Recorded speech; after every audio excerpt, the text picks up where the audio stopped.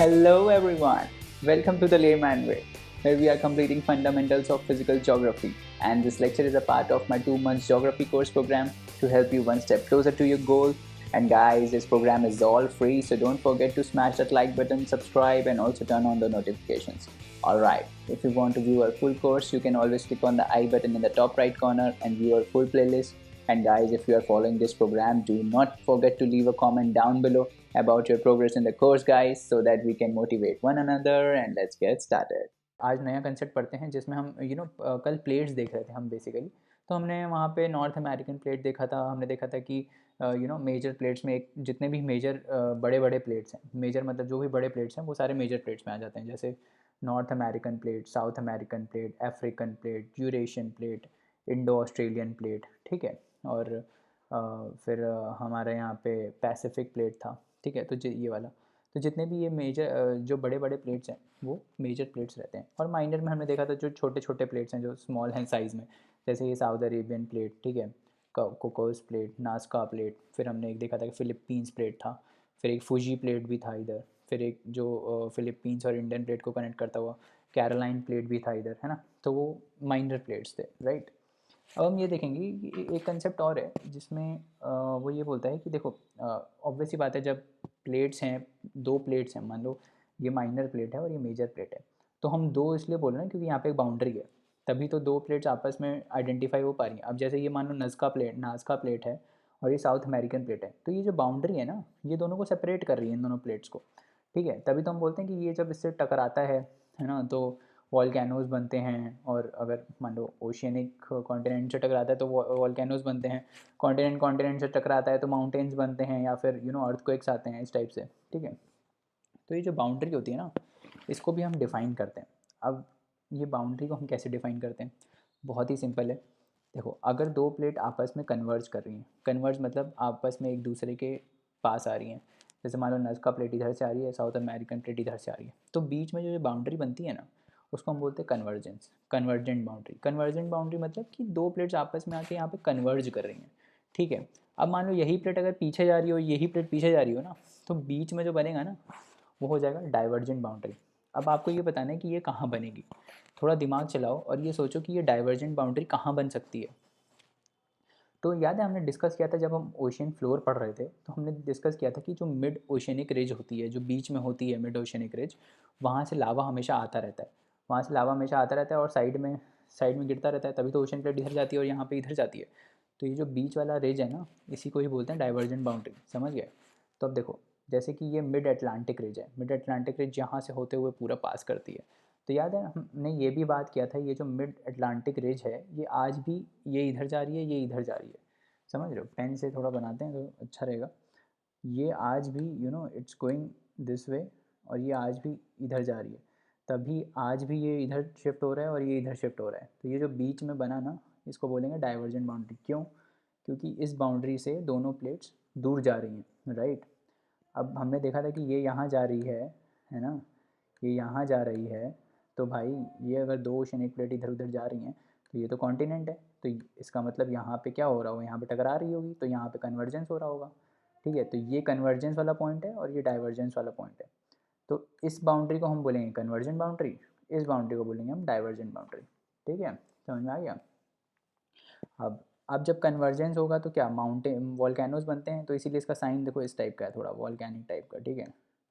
ऐसे ऐसे इसको ऐसे शो करते हैं। डाइवर्जेंट बाउंड्री में जनरली फ्लोर बनता रहता है। जब डाइवर्जेंस होता है तो लावा आके फ्लोर बनाता है ओशन का, ठीक है। तो इसीलिए इसका जो साइन होता है वो इस टाइप का रहता है, क्योंकि इसका इसका मतलब है कि इसके ऊपर एक और फ्लोर बनता चला जा रहा है, ठीक है। तो यहाँ पे माउंटेन नहीं बन रहे हैं, यहाँ पे फ्लोर बन रहा है, ठीक है। तो इस टाइप से दोनों का है। और एक होता है ट्रांसफॉर्म बाउंड्री। अब ट्रांसफॉर्म बाउंड्री क्या होता है, देखो अभी तो हम ये देख रहे थे कि या तो ये मतलब आपस में एक दूसरे के पास आएंगी, है ना, या तो ये एक दूसरे से दूर जाएंगी। पर यार एक बात सोचो, ऐसा भी तो हो सकता है कि ये जो मान लो ये प्लेट है, जिस प्लेट की हम बात कर रहे हैं, आगे देखते हैं, रुको। मान लो ये जो प्लेट है, ये हमने बोला कि ये इधर जा रहा है, ये इधर जा रहा है, तो डाइवर्जेंट हो गया। ये अंदर आ रहा है, ये इधर जा रहा है, तो कन्वर्जेंट हो गया, है ना। पर ऐसा भी तो हो सकता है ये आपस में ऐसे पैरेलल मूव कर जाएं। तो जब पैरेलल मूव करती है ना, तो तब तब जो बाउंड्री बनती है उसको हम बोलते हैं ट्रांसफॉर्म बाउंड्री, ठीक है। तो आई गेस ये इमेज काफ़ी क्लियर है ना, इसमें इसमें हमें पूरा पता चल रहा है कि डाइवर्जेंट बाउंड्री हम किसको बोल रहे हैं। यहाँ से नीचे लावा आया, यहाँ ओशन फ्लोर इधर स्प्रेड हुआ और इधर स्प्रेड हुआ, ठीक है। तो यहाँ पे जो बन रहा है वो डाइवर्जेंट है, क्योंकि दोनों प्लेट आपस से डाइवर्ज कर रही हैं। फिर यही प्लेट जब इधर आती है और कॉन्टिनेंट से टकराती है तो दोनों यहाँ कन्वर्ज कर रहे हैं। तो हमने देखा था कि ओशन प्लेट वाली जो है वो नीचे जाके लावा बना देती है और लावा से यही वॉल्केनो ऊपर आता है, ठीक है। इसीलिए तो जो आइलैंड आर्क्स हैं, जो वॉल्केनो की आर्क है, वो रिंग ऑफ फायर में क्यों मिलती है? वो रिंग ऑफ फायर में इसीलिए मिलती है क्योंकि वहाँ पे ओशियनिक प्लेट और कॉन्टिनेंटल प्लेट टकराती हैं। तो जो ओशियनिक प्लेट नीचे जाके लावा बन जाती है वही ऊपर एज अ वॉल्केनो फटती है। तो जो रिंग ऑफ फायर है ना, ये जो पूरी रिंग ऑफ फायर हमने बताई थी, वो आप देखोगे कि ये ओशियन प्लेट है और यहाँ पे कॉन्टिनेंटल प्लेट है।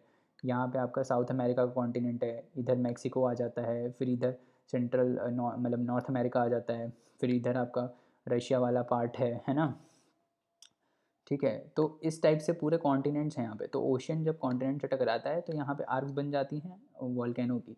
इसी को ही हमने बोला था रिंग ऑफ फायर, या फिर वॉल्केनिक आर्क्स भी बोलते हैं इसको। ये आर्क टाइप का बन रहा है ना, तो वॉल्केनिक आर्क बन गई, ठीक है। और यही अगर चीज़ पैरेलल मूव करेंगी तो वहाँ पे कुछ माउंटेन वगैरह नहीं बनेगा, वहाँ पे बस अर्थक्वेक आएंगे।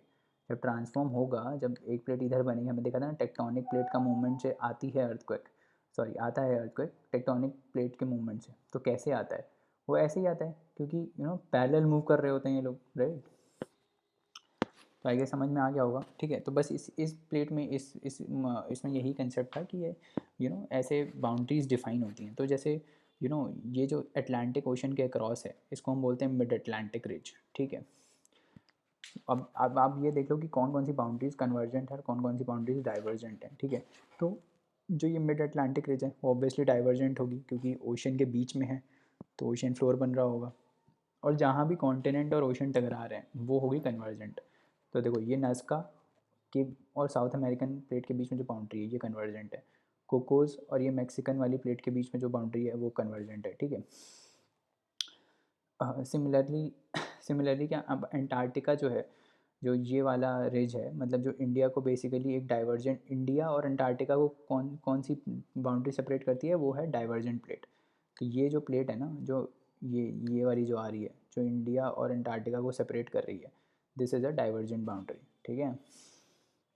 क्योंकि ये यहाँ से इधर जा रहा है और ये यहाँ से इधर जा रहा है, ठीक है। तो ये ओशन में जितनी भी है ना वो सारी डाइवर्जेंट ही हैं। देखो ये भी ओशन के बीच से आ रही है, तो यहाँ पे भी ऑस्ट्रेलियन प्लेट इधर जा रही है ना, ये इधर जा रही है, तो यहाँ पे भी डाइवर्जेंट हो गई, ठीक है। अब यही सेम चीज़ जो यहाँ पे देखो, अब ये इंडियन प्लेट इधर जा रही है, मतलब इंडियन ऑस्ट्रेलियन प्लेट इधर जा रही है और यहाँ पे ओशियनिक प्लेट है, तो यहाँ पे क्या होगा? कन्वर्जेंस होगा। तो यहाँ पे कन्वर्जेंट प्लेट आ गई, ठीक है। इसी टाइप से कंसेप्ट है, जहाँ कन्वर्जेंस हो रहा है वहाँ पे देख रहे हो आप कन्वर्जेंट बाउंड्री आ रही है। जैसे ये वाली प्लेट इधर मूव कर रही है और यूरेशियन प्लेट से टकराएगी इधर, तो यहाँ फिर से कन्वर्जेंस हो गया, इधर देखो, इधर आया ना, कन्वर्जेंट प्लेट आ गया, ठीक है। तो आगे समझ में आ गया होगा, ठीक है। तो अब एक कंसेप्ट और है कि ये वाली जोन है ना, जहाँ पे कन्वर्जेंस होता है, जहाँ पे ओशन प्लेट कॉन्टिनेंट से टकरा के नीचे जाती है और लावा में बन जाती है, इस पॉइंट को हम बोलते हैं सबडक्शन जोन, ठीक है।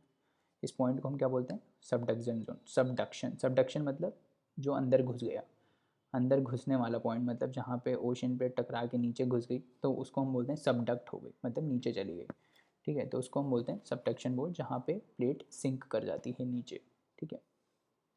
उसके बाद अब ये तो हम बचपन से पढ़ते आ रहे हैं, जब से हमने स्टार्ट किया है लेक्चर तब से हम पढ़ते जा रहे हैं कि भाई ओशियन और कॉन्टिनेंट प्लेट जब टकराती हैं तो उससे बनते हैं वॉल्केनोज, है ना। तभी, क्योंकि जब ओशियन प्लेट इससे टकराती है तो ये नीचे जाके मेल्ट होती है, फिर ये ऊपर एज अ लावा आती है और ये वॉल्केनोज बनाती है, वॉल्केनोज इरप्ट होते हैं, ठीक है ना।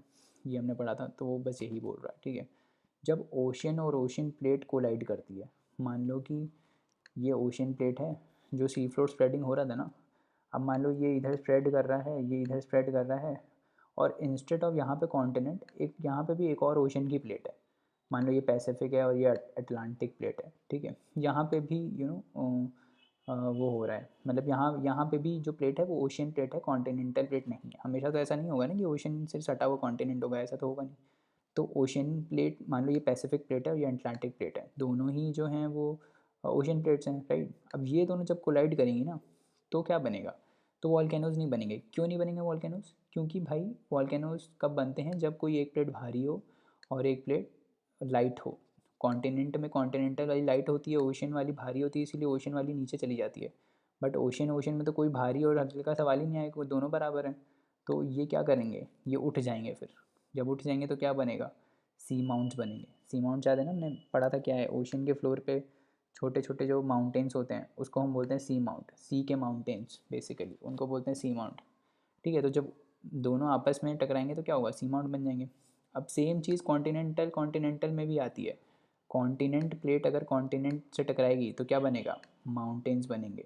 इसका एग्जाम्पल क्या है, इसका एग्जाम्पल हमारे हिमालयाज़ हैं।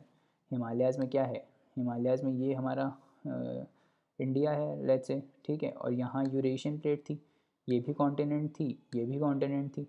तो दोनों टकराए तो क्या बना, माउंट एवरेस्ट और ये सब जितने भी हिमालयाज़ हैं, तिब्बतन हिमालयाज़, वो सब ऐसे ही बने। यंग फोल्ड माउंटेन्स है ना, तो वो ऐसे ही बने। तो जब कॉन्टिनेंट और कॉन्टिनेंट टकराएगा तो फोल्डिंग होगी और माउंटेन्स बनेंगे। ठीक है, तो चलिए आज के लिए इतना रहने देते हैं। ये कंसेप्ट को बार बार पढ़िए आप, देखिए समझ में आ रहा है कि नहीं, नहीं समझ में आ रहा है तो दोबारा देखिए लेक्चर, ठीक है। बट ये कंसेप्ट अपने दिमाग में डाल दीजिए, ये बहुत इंपॉर्टेंट कंसेप्ट है, ठीक है। चलिए, ओके।